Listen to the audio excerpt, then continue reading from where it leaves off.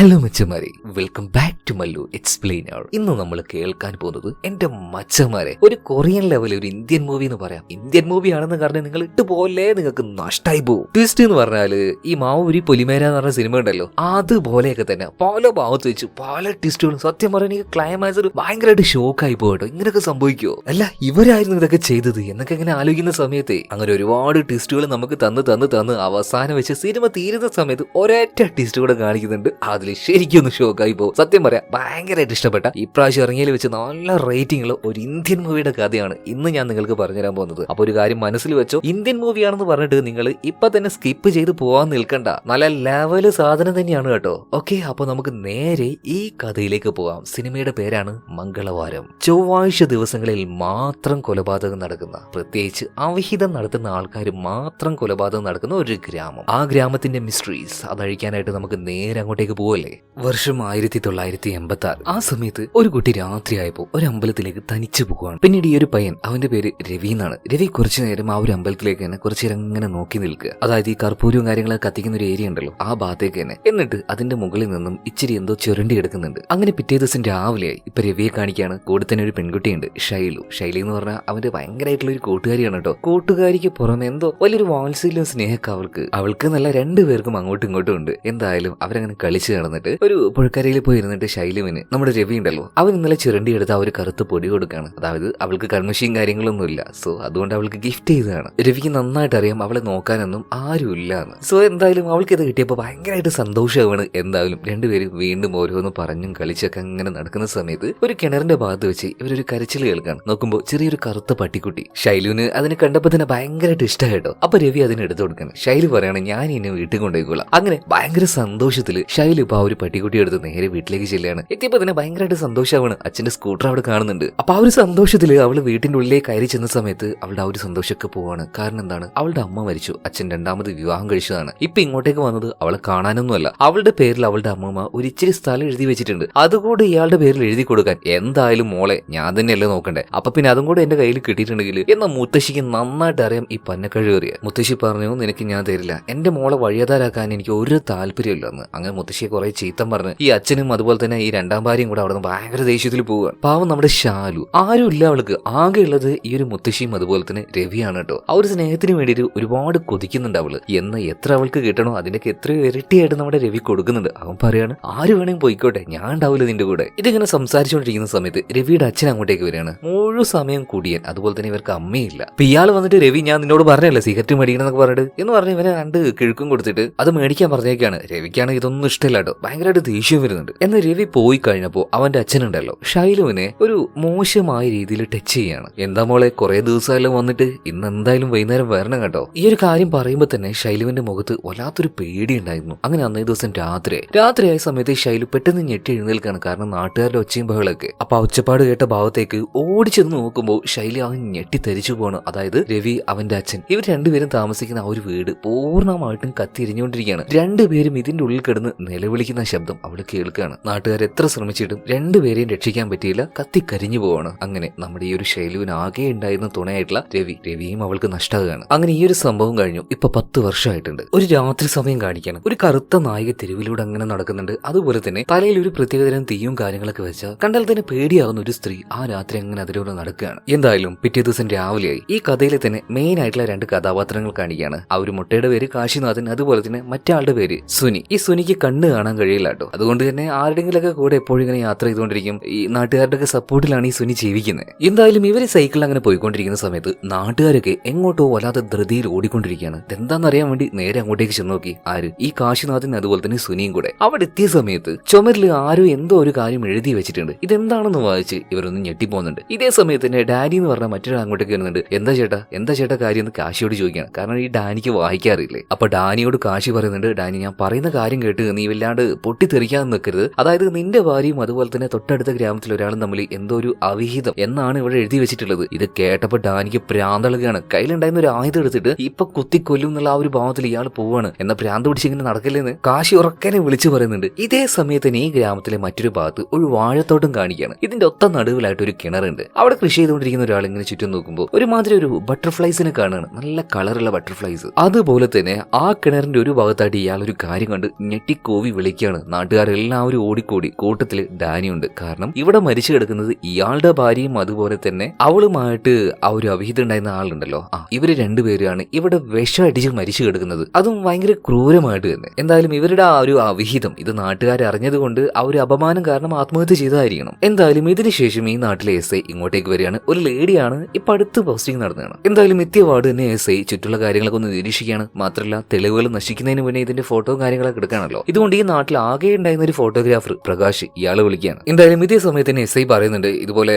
കൊലപാതകമാണോ ആത്മഹത്യയാണോ എന്ന് ഉറപ്പിക്കാൻ പറ്റില്ല, അതുകൊണ്ട് പോസ്റ്റ്മോർട്ടം ചെയ്യണമെന്ന്. ഇതേ സമയത്ത് തന്നെ അവിടെ ഉണ്ടായിരുന്ന ഗുരുജ എന്ന് പറഞ്ഞിട്ടുള്ള ഒരു താടിക്കാരൻ, കണ്ട നല്ല ഹൈറ്റും വെയിറ്റൊക്കെ തോന്നും. ഇയാൾ പറയാണ് അങ്ങനത്തെ പരിപാടിയൊന്നും ഞങ്ങളുടെ നാട്ടിൽ ഇതുവരെയായിട്ട് ഉണ്ടായിട്ടില്ല, അതുകൊണ്ട് അതൊന്നും വേണ്ട. ഇപ്പൊ മൊട്ടയായിട്ടുള്ള കാശിനാഥൻ ഇയാളും പറയുന്നത് മേഡം അങ്ങനെ തന്നെയാണ്, ഇതൊക്കെ നമ്മളായിട്ട് തന്നെ തീരുമാനിക്കല്. പിന്നെ ഞങ്ങളുടെ ജമീന്ദാർ അദ്ദേഹം ഇപ്പൊ വരും, അദ്ദേഹം വഴിയെ ഞങ്ങൾ തീരുമാനം എടുക്കുള്ളൂ. ഓഹോ അങ്ങനെയൊക്കെയാണോ കാര്യങ്ങൾ? എന്തായാലും ഇവിടെ സീൻ കെട്ട ഇവരുടെ നാട്ടിൽ ആ ഒരു ജമീന്ദാരെ കാണിക്കുകയാണ്. പ്രകാശ് വീട്ടിൽ നിന്നും സംഭവ സ്ഥലത്തേക്ക് ഇറങ്ങാൻ നിൽക്കുന്ന സമയത്ത് വീടിന്റെ മുന്നിൽ തന്നെ അച്ഛന്റെ ആ ഒരു ഫോട്ടോ ഫ്രെയിം ചെയ്ത് വെച്ചിട്ടുണ്ട്. ഭയങ്കര ബഹുമാനത്തോടെ കൈ കൂപ്പിക്കൊണ്ടാണ് പോകുന്നത്. പക്ഷേ ഈ കൈകൂപ്പലെല്ലാം കഴിഞ്ഞ് ചെരുപ്പൂരി ആ ഒരു ഫോട്ടോ കിട്ട് 4-5 തവണ അടിക്കുകയാണ്. കളവ കൂത്താടി നടക്കാനായിട്ട് നിങ്ങൾക്ക് ഞങ്ങളുടെ കുടുംബ സ്വത്ത് ഉണ്ടായിരുന്നുള്ളൂ, മുത്തശ്ശനായിട്ട് ഉണ്ടാക്കി വെച്ച സ്വത്ത് നിങ്ങൾ നാട്ടുകാർക്കും അതുപോലെ തന്നെ നിങ്ങളുടെ തേവടിച്ചൊക്കെ കൊണ്ടേ കൊടുത്തില്ലേ, എനിക്കായിട്ട് എന്താണ് ബാക്കിയുള്ളത്? ഇടിഞ്ഞു പൊളിഞ്ഞ് വീഴാനായി വീടും അതുപോലെ തന്നെ കിടക്കുന്ന ആ ഒരു കാറോ എപ്പോ നിൽക്കുന്ന പോലും അറിയില്ല. അങ്ങനെ ഭയങ്കര ദേഷ്യത്തിൽ ചെരുപ്പൂരി അടിച്ചുകൊണ്ടാണ് ഇപ്പൊ പ്രകാശ് അവന്റെ അച്ഛനോട് സംസാരിക്കുന്നത്. എന്നാൽ ഇതേ സമയത്ത് തന്നെ പ്രകാശിന്റെ ഭാര്യ ഉണ്ടല്ലോ രാജേശ്വരി ദേവി, അതാണ് അവരുടെ പേര്, അമ്മ എന്ന് എല്ലാവരും വിളിക്കുക. ഭയങ്കര ഭക്തിയും കാര്യങ്ങളൊക്കെ ഉള്ള ഒരു സ്ത്രീയാണ് കേട്ടോ. അതായത് ഈ പ്രകാശിന്റെ ഇമാതിരി നടപ്പൊന്നും അവർക്ക് എന്തോ ഒരു വിഷമാണ് ഉള്ളിൽ. അപ്പോ ഇയാൾക്കൊന്നും പറ്റാതിരിക്കാനായിട്ട് ദീപവും കാര്യങ്ങളൊക്കെ ആയിട്ട് വരുന്നുണ്ട്. എന്നാൽ ഇതിലൊന്നും ഈ ഒരു പ്രകാശിന് യാതൊരു വിശ്വാസമില്ല, ഒരു മാന്യതയില്ലാതെ ഇത് ഊതിക്കെടുത്തിക്കൊണ്ട് നേരെ സംഭവ സ്ഥലത്തേക്ക് പോവാണ്. പിന്നീട് SIയോട് പറയുന്നത് സാറേ കാര്യങ്ങൾ നിങ്ങൾ വിചാരിക്കുന്ന പോലെ ഒന്നുമല്ല, ഇവർ തമ്മിൽ ആ ഒരു വിഷയവും കാര്യങ്ങളൊക്കെ നാട്ടുകാർ അറിഞ്ഞു, അതുകൊണ്ട് ആ ഒരു അപമാനത്തിൽ ആത്മഹത്യ ചെയ്തായിരിക്കണം, അല്ലാണ്ട് ഇതൊരു കൊലപാതകമൊന്നുമല്ല. പിന്നെ ആവശ്യമില്ലാത്ത കാര്യങ്ങളുമായിട്ട് ഈ നാട്ടിലേക്ക് വരാൻ നിൽക്കണ്ട. എന്തായാലും SIക്ക് ഇവിടെ കൂടുതൽ കാര്യങ്ങളൊന്നും ചെയ്യാൻ കഴിയുന്നില്ല, ഒരു അക്ഷരം പോലും മിണ്ടാനും പറ്റുന്നില്ല. ഓക്കെ നമുക്ക് നോക്കാം എന്നുള്ള രീതിയിൽ SI ഇവിടുന്ന് പോവാണ്. എന്തായാലും ഈ രണ്ട് ബോഡി അവരുടേതായ മതത്തിന്റെ അടിസ്ഥാനത്തിൽ അതിന്റെ ആ ഒരു ശവച്ചടങ്ങും കാര്യങ്ങളൊക്കെ ചെയ്യുന്നുണ്ട്. ഒന്നിനെ കുഴിച്ചു മൂടുകയാണ്, ഒന്നിനെ കത്തിക്കുകയാണ്. ഈ കത്തിക്കുന്ന മൃതദേഹം ഉണ്ടല്ലോ ഇതിന്റെ അടുത്ത് തന്നെ ഒരുത്തൻ നിൽക്കുന്നുണ്ട്, അതായത് ശവപ്പറമ്പിലെ സൂക്ഷിപ്പുകാരൻ. ഇയാളുടെ മുഖം കാണിക്കുന്നില്ല, എപ്പോഴും ഒരു മുഖം മൂടിയിട്ടാണ് ഇയാൾ നടക്കാറ്. ഇവിടെ സീൻ കട്ടായി ഈ ഗ്രാമത്തിലെ ഓരോരുത്തരായിട്ട് ഇങ്ങനെ കാണിക്കാൻ തുടങ്ങാൻ കേട്ടോ. ഒരു ചെറിയ പെട്ടിക്കട നടത്തുന്ന നാഗമണി, അവരുടെ ഹസ്ബൻഡ് കുവൈത്തിലാണ്. മാത്രമല്ല ഈ ആൾക്കാരൊക്കെ ചുമ്മാ സൊറ പറയാനായിട്ട് വന്നിരിക്കുന്ന സ്ഥലമാണ് ഇത്. അതുപോലെ തന്നെ കാശി അങ്ങോട്ടേക്ക് വരുന്നുണ്ട്, നല്ല ഒന്നാന്തരം കോഴിയാണ്. ചുമ്മാ ഇവളോട് ഓരോന്ന് സംസാരിക്കാൻ ശ്രമിക്കുകയാണ്. എന്നാൽ നാഗമണി ഉണ്ട് വിട്ടുകൊടുക്കുന്നത്, നിന്റെ കോഴിത്തരൊക്കെ കയ്യിൽ വെച്ചേക്ക്, എന്തെങ്കിലും വേണമെങ്കിൽ മേടിച്ചിട്ട് പോയിക്കോ. ഇതേ സമയത്ത് നമ്മുടെ സുനി അങ്ങോട്ടേക്ക് വരുന്നുണ്ട്, കണ്ണൊന്നും കാണുന്നില്ലല്ലോ. ഇവ നേരെ കടയിലേക്ക് വന്നിട്ട് നാഗമണി നമ്മുടെ കാശിരാജയെ കണ്ടോ? അതേ സമയത്ത് തന്നെ കാശിരാജ പറയുന്നുണ്ട് പറയല്ലേ എന്റെ പിന്നാലെ നടക്കുവിന്. അതുകൊണ്ട് തന്നെ ഇപ്പൊ നാഗമണി പറയുന്നത് അയാൾ ഇത്രയും നേരം ഇവിടെ ഉണ്ടായിരുന്നു, ഇപ്പൊ പോയിട്ടുള്ളൂ. ഇതേ സമയത്ത് തന്നെ നമ്മുടെ സുനി അവിടെ ഇരിക്കുകയാണ്. എന്നിട്ട് ഇയാളെ കുറിച്ചുള്ള ഓരോ കുറ്റം പറയാൻ തുടങ്ങുകയാണ്. ഇയാളുടെ കൂടെ കൂടുന്ന തന്നെ അബദ്ധമാണ്, ഓരോ വീട്ടിലും കാര്യം ഓരോന്നും ഒപ്പിച്ചു വെക്കും. തൊട്ടടുത്തിരുന്നിട്ട് കാശിനാഥൻ ഇതൊക്കെ കേൾക്കുന്നുണ്ട് കേട്ടോ. അവന്റെ കഴുത്തിന് കയറി പിടിക്കണം. കള്ളപ്പന്നി കൂടെ നടന്നിട്ട് എന്റെ ആസനത്തില് സുണ്ണാമ്പ് തേക്കുന്നോ? കഴുത്ത് പിടിച്ച് നിൽക്കുന്ന സമയത്ത് കലമ്പാകുകയാണ്. പാവം ചെറുക്കൻ കണ്ണ് കാണുന്നില്ലല്ലോ, പാടില്ലാത്ത അവസരം നോക്കി ഒരു കൊട്ടു കൊടുത്തിയാണ്. പക്ഷെ പണി വാളിപ്പോയി. ഇതേ സമയത്ത് തന്നെ ഇവരെല്ലാവരും ഭയങ്കര റെസ്പെക്ട് ചെയ്യുന്ന ഈ നാട്ടിലെ ഡോക്ടറായി കൂടെ വരികയാണ്. കണ്ടാൽ തന്നെ അറിയാം മൂപ്പര് ഭയങ്കര ഷോകാണ് കേട്ടോ. മൂപ്പരുടെ മോളി അടുത്ത് മരിച്ചു പോയിട്ടേ ഉള്ളൂ. അതിനുശേഷം മൂപ്പര് ഇങ്ങനെയാണ്. എന്തായാലും ഡോക്ടർ അതിലൂടെ പോകുമ്പോൾ തന്നെ പെട്ടെന്ന് നമ്മുടെ കാശ് എഴുന്നേറ്റ് നിൽക്കുകയാണ്, കൈകൂപ്പാണ്. അത്രയും റെസ്പെക്ട് ആണ് ഈ ഒരു മനുഷ്യനോട്. കാരണം ചികിത്സിക്കാൻ വരുന്ന പേഷ്യൻസിന്റെ കയ്യിൽ നിന്നും അധികം ആളുടെ കയ്യിൽ നിന്നും കാശ് മേടിക്കില്ല. മാത്രമല്ല ഇനിയിപ്പോ ചികിത്സ പുറംനാട്ടിൽ പോയിട്ട് ചെയ്യണമെങ്കിൽ ഇതുപോലെ പാവപ്പെട്ടവർക്ക് ഇയാളുടെ കയ്യിൽ നിന്നും കാശ് എടുത്തു കൊടുക്കും. അത്രയും നല്ലൊരു മനുഷ്യനാണ്. ഇവിടെ സീൻ കേട്ട ഈ അടുത്ത സീനിൽ നാനി എന്ന് പറഞ്ഞ ഒരു ചെറുപ്പക്കാരനെ കാണിക്കുകയാണ്. ഇവന്റെ കൂടെ തന്നെ ഇവന്റെ ഒരു കൂട്ടുകാരനോട് ഒരു വീട്ടിലേക്ക് ചെല്ലുകയാണ്, എന്തോ ഒരു ഫംഗ്ഷൻ വിളിക്കാൻ വേണ്ടി. എന്നാൽ കൂട്ടുകാരനെ പുറത്ത് നിർത്തിയിട്ട് ഇവൻ ഒറ്റയ്ക്ക് വീട്ടിന്റെ ഉള്ളിൽ കയറി ചെല്ലുകയാണ്. അവിടെ ഒരു പെണ്ണുണ്ട്, അവളുമായിട്ട് ഒരു ഇച്ചിരി ചുറ്റിക്കളിയും കാര്യങ്ങളൊക്കെ ഉണ്ട് കേട്ടോ. അതേ സമയത്ത് തന്നെ ആ ഒരു പെണ്ണ് പറയുന്നുണ്ട് ചേട്ടൻ ഇപ്പൊ വരെ എനിക്ക് പേടിയാവുന്നത്. ചേട്ടൻ മറ്റാരുമല്ല ഈ നാട്ടിലെ തന്നെ അത്യാവശ്യം ഒരു ഗുണ്ടയെ പോലെയുള്ള ഗുരുജ അവൻ തന്നെയാണ്. എന്തായാലും പരിപാടിയെല്ലാം കഴിഞ്ഞ് ഇവൻ പുറത്തേക്ക് ഇറങ്ങുന്ന സമയത്ത് ഗുരുജ അങ്ങോട്ടേക്ക് എത്തുകയാണ്. ഇപ്പൊ നീ എന്താ ഇവിടെ ചോദിക്കുമ്പോൾ ഇപ്പൊ നാനി പറയാണ് അത് പിന്നെ ആ ഒരു ഫംഗ്ഷൻ നടക്കുന്നില്ലേ, എല്ലാ വീട്ടിലും കയറി വിളിക്കാൻ പറഞ്ഞിട്ടുണ്ട്, അതുകൊണ്ട് ഞാൻ വന്നതാണ്, അല്ലാതെ ഇവിടെ നിൽക്കാൻ വന്നൊന്നുമല്ല. ഭയങ്കര തണ്ടിൽ തന്നെ ഞാൻ ഇത് പറഞ്ഞു പോവാണ്. ഇതേ സമയത്ത് തന്നെ ഗുരുജയ്ക്ക് എന്തോ ഒരു സംശയം ഉണ്ട് കേട്ടോ, അല്ലാത്തൊരു രീതിയിൽ അവനങ്ങനെ നോക്കുന്നുണ്ട്. എന്തായാലും ഇത് കഴിഞ്ഞു ഒരു ഫംഗ്ഷൻ കാണിക്കുകയാണ്. ഈ ഫംഗ്ഷനിലേക്ക് വിളിക്കാൻ വേണ്ടിയിട്ടാണ് ഞാൻ അങ്ങനെ നടന്നത്. സോ ഫംഗ്ഷൻ നടക്കുമ്പോൾ ഓരോ ഭാഗത്തായിട്ട് ഓരോ കൂട്ടം ആൾക്കാരുണ്ടല്ലോ. അപ്പൊ ഈ ഒരു ഗുരുജ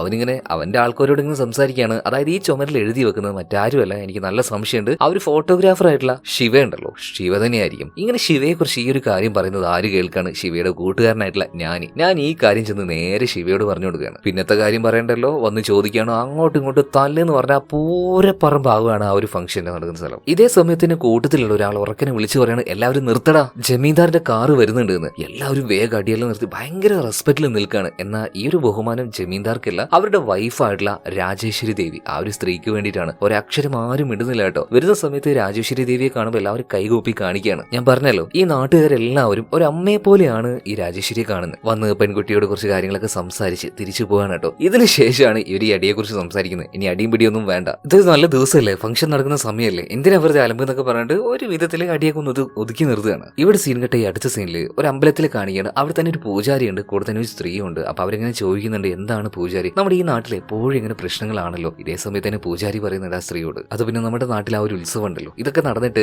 എത്ര കാലായി, അപ്പൊ അതിന്റെയൊക്കെ ആ ഒരു പ്രശ്നങ്ങളാണ്. ഞാൻ എന്തായാലും ജമീന്ദാറിന്റെ അടുത്തേക്ക്, അതായത് പ്രകാശിന്റെ അടുത്തേക്ക് ചെല്ലുകയാണ്. എന്നാൽ അവന്റെ സ്വഭാവം അറിയാലോ, വീട്ടിലേക്ക് കയറി ചെന്ന സമയത്ത് തന്നെ ഇയാൾക്ക് നേരെ ഗണ്ണിച്ചുകൊണ്ടാണ് പല ഉത്സവം തേങ്ങാക്കോല അത് ഇതെന്ന് പറഞ്ഞിട്ട് കാശ് ചോദിക്കാനാണെങ്കിൽ ഒന്നും പറയണ്ട, നേരെ തിരിഞ്ഞു വിട്ടോന്ന് പറയാണ്. പാവം മനുഷ്യൻ പേടിച്ചിട്ട് തിരിച്ചു പോകാൻ നിൽക്കുമ്പോൾ താഴെ ഉണ്ടായിരുന്ന നമ്മുടെ രാജേശ്വരി ഉണ്ടല്ലോ, ഇയാളെ വിളിക്കാണ്, എന്തിനാ അങ്ങോട്ട് പോയത്, എന്റെ അടുത്ത് കാര്യം പറഞ്ഞാൽ പോരായിരുന്നു. അങ്ങനെ ഈ പൂജാരി പറഞ്ഞതുപോലെ തന്നെ ഉത്സവം നടത്താനായിട്ടുള്ള കാശുകൾ ഉണ്ടല്ലോ, അത്യാവശ്യം നല്ല എമൗണ്ട് തന്നെ ഇയാൾക്ക് കൊടുക്കുകയാണ്. ഇതെല്ലാം കഴിഞ്ഞിട്ട് താഴേക്ക് പ്രകാശ് വരികയാണ്. എന്നിട്ട് ചോദിക്കാണ്, അല്ല നീ ഇവിടുന്ന് കാശ് ഒരുപാട് എടുത്തു വെച്ചിട്ടുണ്ടോ, ഇനി എങ്ങാനും ഇമാരി പരിപാടി ഇതുപോലെ കാശ് എടുത്ത് കൊടുത്തിട്ടുണ്ടെങ്കിൽ. അപ്പൊ മനസ്സിലായ എന്റെ സ്വഭാവം. ഇതേ സമയത്ത് തന്നെ രാജേശ്വരി പറയാണ്, എന്റെ പൊന്നു പ്രകാശെ, നിങ്ങൾ ഈ നാട്ടിലൊരു ലീഡറെ പോലെ, ഒരു നേതാവിനെ പോലെ എല്ലാവരും കാണാണ്. അവർ ഒരുപാട് കാര്യങ്ങൾ നിങ്ങളിൽ നിന്നും പ്രതീക്ഷിക്കുന്നുണ്ട്. അതുകൊണ്ട് നിങ്ങളുടെ ആ ഒരു വാല്യൂ നിങ്ങൾ തന്നെ ഇല്ലാതാക്കല്ലേ എന്ന്. ഇതേ സമയത്ത് ഇതൊന്നും കേൾക്കാതെ പ്രകാശ് അവളെ കുറെ ചീത്ത പറയാണ് കേട്ടോ. പാവൻ രാജേശ്വരി പിന്നെ ഒന്നും മിണ്ടാതെ അങ്ങനെ നിൽക്കുകയാണ്. ഇവിടെ സീൻ കെട്ട അടുത്ത സീനിൽ ഈ നാട്ടിൽ എസ് ഐ ഉണ്ടല്ലോ, അവരെ കാണിക്കുകയാണ്. അവരാകെ തല പൊങ്ങി നടക്കാണ്. എന്തായിരിക്കും ഈ ഒരു മരണത്തിന്റെ പിന്നില്, അതായത് കിണറിന്റെ അടുത്ത് മരിച്ചിരുന്ന ആ രണ്ടാൾക്കാരുടെ ആ ഒരു പിന്നിലെ രഹസ്യം. എന്തായാലും പോകുന്ന വഴിയിൽ അവിടെ തന്നെ ഉണ്ടായിരുന്ന വാഴത്തോട്ടത്തിൽ വെച്ച് ഒരു പ്രത്യേകതരം മുഖം മൂടിയെ ഈ എസ് ഐ കാണുകയാണ്. പെട്ടെന്ന് വണ്ടി നിർത്താൻ പറയുന്നുണ്ട്, അങ്ങോട്ടേക്ക് ചെന്ന് നോക്കുന്നുണ്ട്, ഒന്നും കാണുന്നില്ല. അപ്പൊ കൂടെ ഉണ്ടായിരുന്ന പോലീസുകാരും പറയും, മാഡം നിങ്ങൾക്ക് തോന്നിയതായിരിക്കും.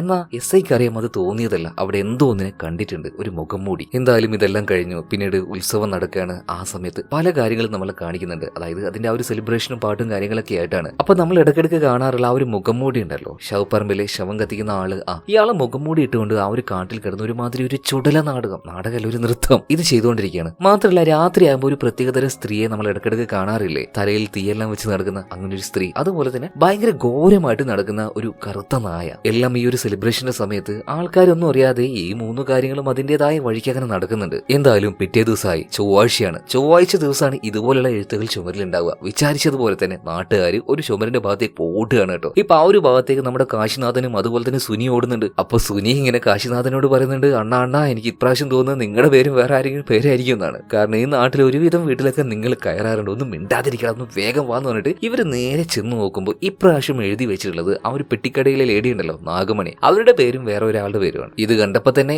എല്ലാവരും ഒന്ന് ഞെട്ടുകയാണ്. മാത്രമല്ല എത്രയും പെട്ടെന്ന് എവിടെയെങ്കിലും ഇവര് ജീവനോടെ ഉണ്ടെന്ന് പരിശോധിക്കണമെന്ന് പറയുമ്പോൾ നാട്ടുകാരിൽ ഒരുത്തിന് ഊട്ടി വരികയാണ് കേട്ടോ. കുറച്ച് അകലെയായിട്ടൊരു ആൽമാരുണ്ട്, അതിൽ കെട്ടി തൂങ്ങി കിടക്കുകയാണ് ആര്, ഈ നാഗമണിയും അവളുമായിട്ട് രഹസ്യ ബന്ധത്തിലുണ്ടായിരുന്ന ഇയാളും കൂടെ. എന്തായാലും എല്ലാവരും ആകെ ഷോക്കായിട്ട് നിൽക്കുകയാണ്. ഇപ്പൊ അങ്ങോട്ടേക്ക് നമ്മുടെ എസ് ഐ എത്തിയിട്ടുണ്ട്. ഗുരുജിയോട് ചോദിക്കുകയാണ്, അല്ല ഗുരുജ, ഈ മരിച്ചു കിടക്കുന്ന ആള് നിന്റെ കൂട്ടുകാരനല്ലേ, ഇതും ഒരു ആത്മഹത്യയായിട്ട് നിനക്ക് തോന്നുന്നുണ്ടോ? എന്തായാലും ഫോട്ടോ എടുക്കാൻ വന്ന ശിവയുടെ അടുത്തേക്ക് ചെല്ലാണ്. ശിവയോട് ചോദിക്കുകയാണ്, എടാ നീ ഇയാളുമായിട്ട് എന്തൊക്കെയോ പ്രശ്നമുണ്ടെന്ന് പറയുന്നത് കേട്ടോ, ശരിയാണോ? മേഡം അത് പിന്നെ അത് ചെറിയൊരു വാക്കുതർക്കം മാത്രമാണ്. എന്തായാലും ഇങ്ങോട്ടേക്ക് ഇപ്പോ ജമീന്ദാറായിട്ടുള്ള പ്രകാശ് കൂടെ വന്നിട്ടുണ്ട്. പ്രകാശ് വന്ന സമയത്ത് ഇയാള് വിചാരിക്കുന്നത് ഇതൊരു ആത്മഹത്യ ആയിരിക്കും എന്നൊക്കെയാണ്. തീർച്ചയായിട്ടും ഇതൊരു ആത്മഹത്യയല്ല, ഒരു കൊലപാതകം തന്നെയാണ്, എനിക്ക് ഉറപ്പിച്ച് പറയാൻ കഴിയും. അതെങ്ങനെയാ മേഡം നിങ്ങൾക്ക് പറയാൻ പറ്റുമെന്ന് ചോദിക്കുമ്പോൾ വിശദീകരിച്ചു കൊടുക്കുകയാണ്. ഇത്രയും ഹൈറ്റിലേക്ക് ഇവരെങ്ങനെ കയറിയുന്നു, അതിന് എന്തെങ്കിലും ഒരു മെറ്റീരിയൽ അവിടെ വേണ്ട, ഒന്നുമില്ല, ക്രൂരമായിട്ട് ആരും ഇവരെ കൊന്ന് കെട്ടി തോക്കി തന്നെയാണ്. ഇത്തവണ നിങ്ങൾ പറയുന്നത് ആരും ഞാൻ കേൾക്കില്ല, പോസ്റ്റ്മോർട്ടം ചെയ്യും, എനിക്ക് അതിന്റെ റിപ്പോർട്ട് വേണം, തൂക്കും ഞാൻ. ഈ നാട്ടിൽ തന്നെയുള്ള ഒരുത്തൻ തന്നെയാണ് ഇത് ചെയ്യുന്നത്, ഞാൻ ഉറപ്പായിട്ടും തൂക്കും.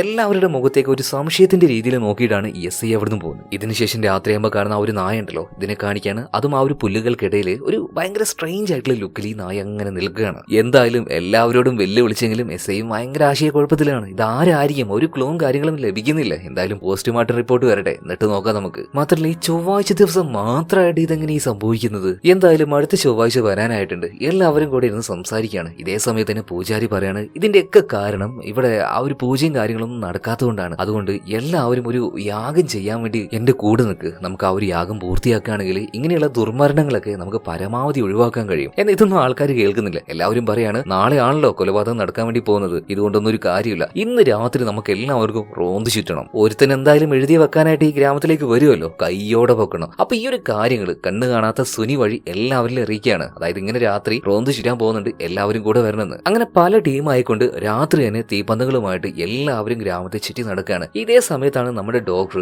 എവിടെയോ പോയിട്ട് ഈ രാത്രി തിരിച്ചു വരുന്നത്. മിക്കവാറും പണി ഡോക്ടർക്ക് കിട്ടാൻ സാധ്യതയുണ്ട്. എന്തായാലും ഡോക്ടർ അങ്ങനെ വന്ന വന്നുകൊണ്ടിരിക്കുന്ന സമയത്ത് ആ ഒരു വാഴത്തോപ്പ് ഉണ്ടല്ലോ, ഇതിന്റെ ഉള്ളിൽ വെച്ച് എന്തോ ഒരു ശബ്ദം കേൾക്കുകയാണ്. ഇതേ സമയത്ത് തന്നെ ഈ എഴുതുന്ന ആൾക്കാരെ തേടി നടക്കുന്ന നാട്ടുകാരിലെ ഒരുത്തൻ, അതായത് ഗുരുജ, ആള് കണ്ടു എന്ന് പറഞ്ഞിട്ട് ഉറക്കനെ വിളിച്ചു പോവുകയാണ് കേട്ടോ. ഡോക്ടറൊന്നുമല്ല, മറ്റേതോ ആളാണ്. ഇതുപോലെ തലയിൽ എന്തൊക്കെയോ ചുറ്റിയിട്ടാണ് എഴുതാൻ വന്നിരിക്കുന്നത്. നാട്ടുകാർ മുഴുവൻ ഇവന്റെ പിന്നാലെ ഓടുകയാണ് കേട്ടോ. ഇവനാണെങ്കിൽ ഓടി ഓടി അവസാനം വെള്ളത്തിലേക്ക് എടുത്ത് ചാടുകയാണ്. ചാടിയെങ്കിലും ഒരു രക്ഷയില്ല, കയ്യോടെ നാട്ടുകാർ പൊക്കുകയാണ്. മാത്രമല്ല വാഴത്തോപ്പിൽ എന്തോ ഒരു ശബ്ദം കേട്ട് ഡോക്ടർ അങ്ങോട്ടേക്ക് പോയില്ലേ, എന്തൊക്കെയോ ചില കാര്യങ്ങൾ ഡോക്ടർ അവിടെ കാണുന്നുണ്ട്. ഇപ്പൊ മറ്റൊരു ഭാഗത്ത് ഈ എഴുതാൻ വന്ന ആൾക്കാരെ നാട്ടുകാർ പൊക്കിയില്ലേ, ഇവന്റെ ആ ഒരു മുണ്ട് മാറ്റി നോക്കുമ്പോൾ മറ്റാരുമല്ല, ഗുരുജിയുടെ പെങ്ങളുമായിട്ട് റിലേഷനിൽ ഉണ്ടായിരുന്ന നാനി ഉണ്ടല്ലോ, അവൻ തന്നെ. നാട്ടുകാരൊക്കെ ആകെ ഞെട്ടി നിൽക്കുകയാണ്. ഇതേ സമയത്ത് തന്നെ ഡോക്ടറെ കാണിക്കുകയാണ്. ശബ്ദം കേട്ട ഭാഗത്തേക്ക് ഡോക്ടർ ചെന്ന് നോക്കിയില്ലേ, അവിടെ തന്നെ ആ ഒരു കിണറുണ്ടല്ലോ ഈ വാഴത്തോപ്പിന്റെ നടുവിലായിട്ട്, ആ കിണറിന്റെ കരയിലായിട്ട് ഒരു സ്ത്രീ ഇരിക്കുന്നുണ്ട്, മഞ്ഞ വസ്ത്രമെല്ലാം ധരിച്ചിട്ട്. ഒരു പ്രത്യേക രൂപത്തിൽ ഈ ഡോക്ടറെ നോക്കിയിട്ട് അലറിക്കൊണ്ട് ഈ സ്ത്രീ ആ ഒരു കിണറിലേക്ക് എടുത്തു ചാടുകയാണ്. ആകെ ഇത് കണ്ട് പേടിച്ചു പോയ ഡോക്ടർ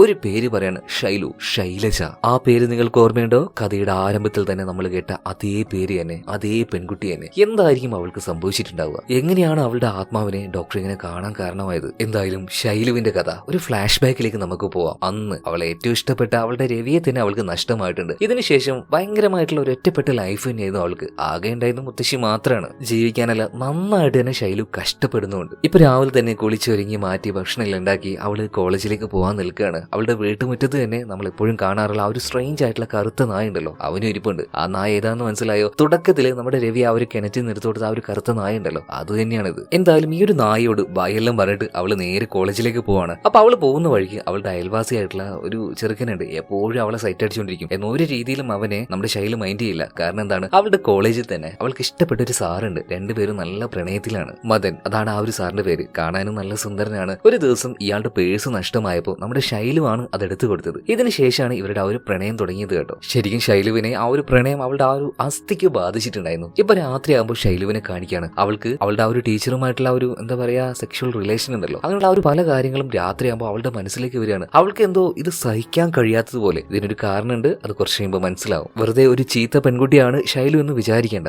എല്ലാത്തിനും ഒരു റീസൺസ് ഉണ്ടാവും. സോ അപ്പൊ അങ്ങനെ ഒരു സെക്സ് ചെയ്യാൻ വേണ്ടി അവൾക്ക് ഭയങ്കരമായിട്ടുള്ള ഒരു ആഗ്രഹമൊക്കെ ഉള്ളിലേക്ക് വരികയാണ്. എന്തായാലും പിറ്റേ ദിവസമായി കോളേജിലേക്ക് ചെല്ലുകയാണ്. അങ്ങനെ ഓരോ ദിവസങ്ങളൊക്കെ കടന്നു പോകുന്നുണ്ട്. ഒരു ദിവസം സാറിന് വേണ്ടി, മദന് വേണ്ടിയിട്ട് നമ്മുടെ ശൈലു നല്ലൊരു മധുരം കൊണ്ടേ കൊടുക്കുകയാണ് കേട്ടോ. നല്ല മഴ പെയ്യുന്ന ഒരു ദിവസമായിരുന്നു. അപ്പൊ ആ ഒരു മധുരം കഴിച്ചുകൊണ്ട് ഇയാൾ നന്നായിട്ട് സംസാരിക്കാനും അറിയും, അതുപോലെ തന്നെ നന്നായിട്ട് കവിതയും കാര്യങ്ങളൊക്കെ പറയും കേട്ടോ. അപ്പൊ ഈ ഒരു സാറ് ശൈലുവിനോട് സംസാരിച്ച് അവളെ ഈ ഒരു കാര്യത്തിന് വേണ്ടി വിളിക്കുകയാണ്. എന്നാൽ പെട്ടെന്ന് പേടിച്ചു പോയ ശൈലു കൈ തട്ടിമാറ്റി ഓടുകയാണ്. എന്നാൽ അവളുടെ ഉള്ളിൽ ആ ഒരു ആഗ്രഹം അതെപ്പോഴും നമ്മൾ ഇന്നലെ കൂടെ കണ്ടിട്ടില്ലേ ഉള്ളൂ. സോ ശൈലു തിരിച്ചു വരികയാണ്. രണ്ടുപേരും അവിടെ വെച്ച് തന്നെ എല്ലാ രീതിയിലും അവരുടെ ആ ഒരു റിലേഷൻ മുന്നോട്ടേക്ക് കൊണ്ടുപോവാണ്. ഇത് സ്ഥിരമായിട്ടുള്ള പരിപാടിയായി മാറുകയാണ് പിന്നീട്. അങ്ങനെ ഒരു ദിവസം സാറിനെ കോളേജിൽ കാണുന്നില്ല. ശൈലു ഇങ്ങനെ എല്ലാവരോടും ചോദിക്കുന്നുണ്ട്. അപ്പൊ പല കാര്യങ്ങളും അവൾ കേൾക്കുന്നുണ്ട് എന്ന് ഇതൊന്നും വിശ്വസിക്കുന്നില്ല. നേരിട്ട് കണ്ടപ്പോൾ അവൾക്ക് ബോധ്യായി സാറ് അയാളുടെ ഭാര്യയുമായിട്ട് ഇങ്ങോട്ടേക്ക് വരികയാണ്. ആകെ തകർന്നു പോയി നിൽക്കുന്ന ശൈലു ഇപ്പോൾ ഈ മദനോട് സംസാരിക്കാൻ ചെല്ലുമ്പോൾ മദൻ പറയാണ്, ഞാൻ ഒരുപാട് കവിതകൾ വായിക്കാറുണ്ട്, അതുപോലൊരു കവിതയാണ് നീ, ഇഷ്ടപ്പെട്ടു, വായിച്ചു, പിന്നെ അത് മാറ്റിക്കളഞ്ഞു. അങ്ങനെ ശൈലുവിന്റെ ഹൃദയം തകർത്തുകൊണ്ട്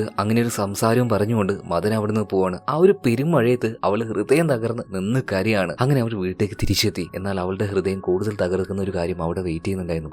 അവൾക്കാകെ ഉണ്ടായിരുന്ന അവളുടെ മുത്തശ്ശി മരണപ്പെട്ട് കിടക്കുകയാണ്. തകർന്നു പോയി, ആരുമില്ല, ഒറ്റപ്പെട്ട രീതിയിൽ പാവം നമ്മുടെ ശൈലു. എന്നാൽ ഈ ഒരു സമയത്ത് അവളെ കൂട്ടാനായിട്ട് അവളുടെ അച്ഛൻ അങ്ങോട്ടേക്ക് വരികയാണ്. എന്നാൽ അവൾ കരുതിയതുപോലെ കൂട്ടാനില്ല. അവളുടെ പേരിലുള്ള ആ ഒരു സ്ഥലം അത് എഴുതി മേടിക്കാൻ വന്നതാണ്. സഹിക്കാൻ കഴിയാതെ ശൈലു ഉണ്ടല്ലോ ആ ഒരു പേപ്പറും കാര്യങ്ങളൊക്കെ എടുത്ത് ഇയാളുടെ മുഖത്ത് എറിഞ്ഞു കൊടുത്തിട്ട് എന്താ വേണ്ട വെച്ച് എടുത്തിട്ട് പോടാന്ന് പറഞ്ഞിട്ട് ഇയാൾ ആട്ടി ഇറക്കി വിടുകയാണ്. ഇയാൾ ഭയങ്കര അപമാനപ്പെട്ടു പോയി കേട്ടോ. നീയൊക്കെ ഒരു അച്ഛനാണോ തന്തയാണോ എന്ന് ചോദിച്ചിട്ട്. ശരിക്കും ഇമാരി സാധനങ്ങളൊക്കെ ഉണ്ടല്ലോ കെട്ടിത്തൂക്കി അടിച്ചു കൊല്ലുക വേണ്ടത്. വെറുതെ ഇങ്ങനെ ഒരു മക്കൾ ഉണ്ടാക്കിയിട്ടാ മതിയോ?